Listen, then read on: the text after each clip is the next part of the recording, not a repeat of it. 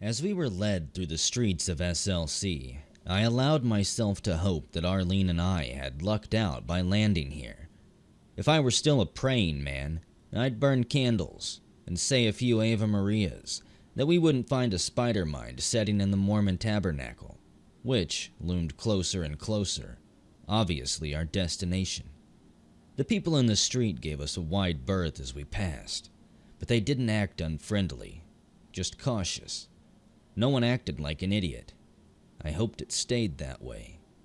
Suddenly, a man on a big motorcycle roared over to us and stopped a few inches away, kicking up dust. He wore a business suit. "Hey, Jerry," he said. "Hey, Nate," said Jerry. "Folks, this is my brother, Nate. I'd introduce you, but I don't know your names." "Now, Jerry," said Albert, "you know better than that. The president of the 12 hasn't interviewed them yet. They should give their names to him." "Sorry. Sounds like they know your names already," said the man on the motorcycle, taking off his helmet. These guys were twins.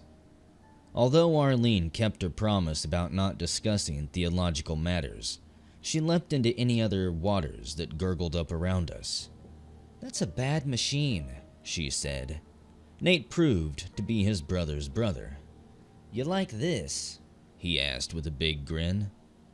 "They have good taste in guns," said Jerry, spurring them on. Albert groaned. Nate was on a roll. "BMW, Paris Dakar 1000 cc's.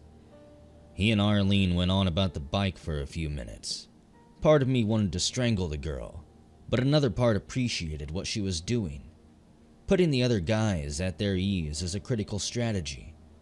There were a lot more men on the street than women, but our captors, hosts, remained respectful and polite in Arlene's presence. A very civilized society. "And the glove compartment can hold 5 grenades, announced Nate, topping off his presentation. "That does it," said Albert. "If these nice people are spies, why don't you just give them mimeographed reports?" In the short time we'd been prisoners, I'd learned that there was no genuine military discipline here. I had mixed feelings about this. The good thing was that I couldn't believe these casual people had been co-opted by the invaders. They still talked and acted like free men. Very loquacious free men. As far as getting their president to cooperate with us, it could go either way. In the land of the civilian, the Marine is king, or a fall guy. I was impatient to find out which. "Oh, I almost forgot," said Nate. "I have a message for you. The president hasn't returned yet." "You should have told us that right off," said Albert peevishly. "We'll take them to holding." We entered the tabernacle. It was nice and cool, with a fresh wood smell that was clean and bracing. The floors were highly polished. You wouldn't notice anything different from the world I'd left on a court-martial charge that now seemed to belong to a different universe. Arlene wasn't the only one with a lot of reading under her belt. I didn't know a whole lot about the Mormons, although I knew a bit more than I told her. But I'd read the Bible all the way through, enough to recognize the things the Mormons took for inspiration from what they accepted as the earlier, revealed word. In addition, the nuns taught a little about comparative religion. Probably so we'd be better missionaries. I remembered that God was supposed to have given Moses directions for the construction of the tabernacle. The structure was to be a house, constructed of a series of boards of a special wood, overlaid with gold, set on end into sockets of silver. In other words, it wasn't a St. Pete's, but it was no Alabama revival tent either. The Mormons adapted the idea for a permanent standing structure. Right outside the tabernacle were some more conventional office buildings. We entered one and were led into an office by Albert. "I'll bring you something to eat and drink," he said. I was hungry and thirsty enough to settle for bread and water. A minute later, Albert returned with bread and water, then left us alone. "Damn," I said. I was hoping for a more splendorous galley. I walked over to a small table and picked up the sole object on it, the Book of Mormon, another testament of Jesus Christ. I felt puckish and decided to tease Arlene a bit. I thought she'd pushed the envelope too much, encouraging the more talkative of our captors. Bet you can't remember all the books in here, Arlene. She gave me that look of hers. Will you bet me the next decent weapon we find? Deal, I said. Okay, she replied and rattled them off. First and second books of Nephi, Jacob, Enos, Jerome, Omni, the Words of Mormon, Book of Mosiah, Alma, Helaman, third and fourth Nephi, Book of Mormon, Ether, Moroni. You're not gonna get out of this, Fly. I get first pick on the next piece. Damn, I said, thoroughly impressed. Watch what you say near a holy place. Don't worry about it, came a third voice. Albert had rejoined us without knocking. Don't you knock? Asked Arlene. As soon as you're no longer prisoners, he said, closing the door behind him. I just wanted you to know that I don't think you're spies for the demons. We call them aliens, I said. The medieval terminology didn't bother me when Arlene and I were using it to distinguish the different kinds of monsters. It seemed very different when talking to a deeply religious person.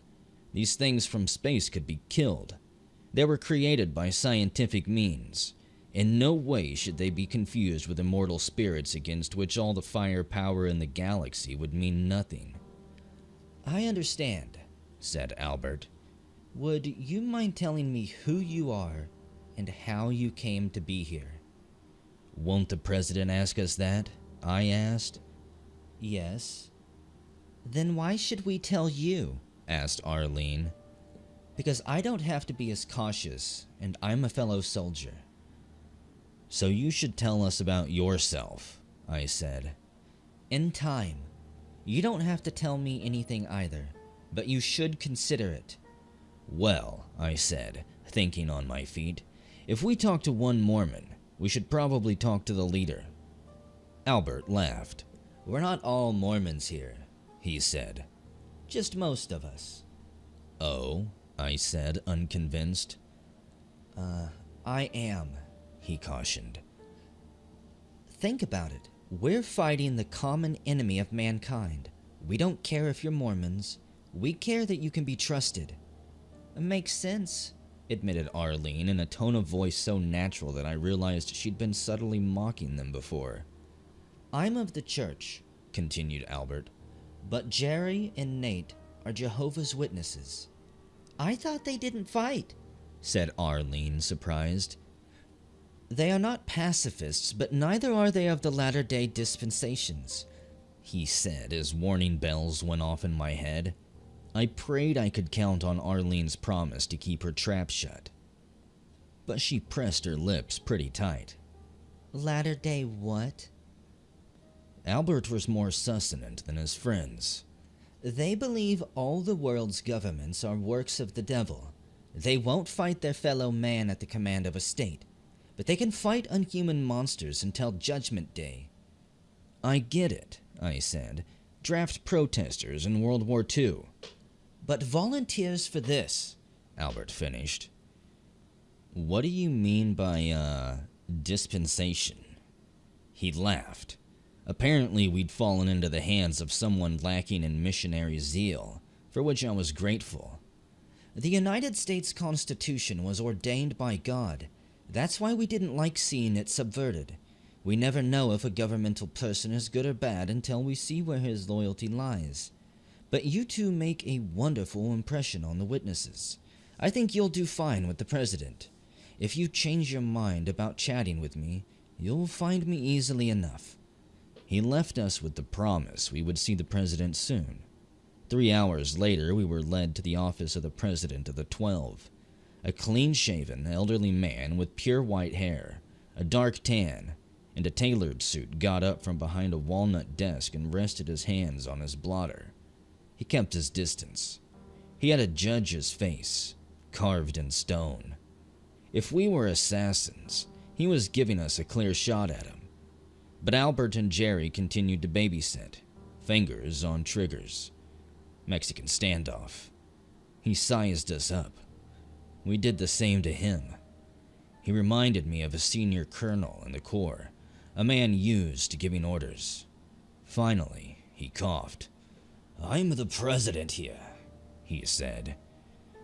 "You make it sound like the President of the United States," I said. He didn't seem to mind.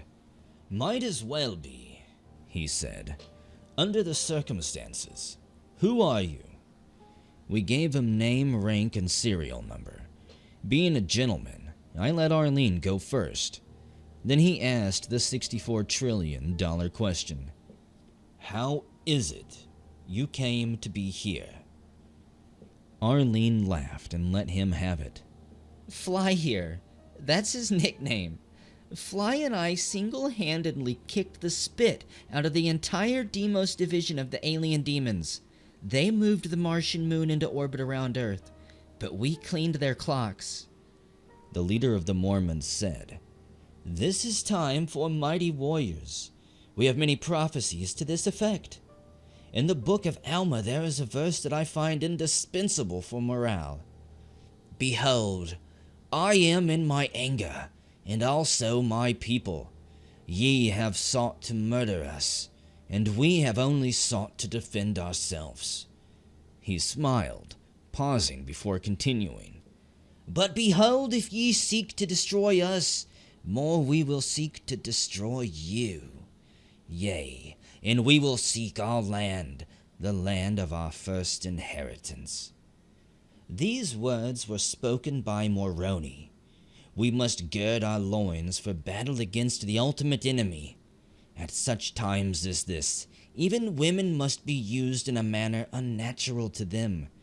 Do you know how much delta V is required to move a moon, even one as small as Deimos?